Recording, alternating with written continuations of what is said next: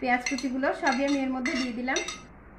এখন দিয়ে দেব কাঁচা লঙ্কা এবং সাথে ধনেপাতাটাও দিয়ে দেব। ধনেপাতাটা কিন্তু আমি ফ্রিজে রেখেছিলাম, তাই এরকম দেখা যাচ্ছে। আর এখানে মশলা নিয়েছি, সব মশলাগুলোই আমি ঢেলে দেবো এখানে, কারণ আমি আগেই দেখিয়ে দিয়েছি কি কি মশলা নিয়েছি। আর সাথে দিয়ে দেব গরম মশলা বাটা।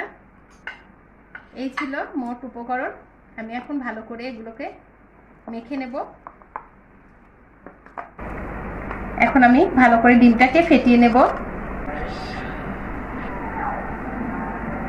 এই কয়টা আগে ভেজে ছেলেকে দেব এবং আমিও খাবো চার সাথে।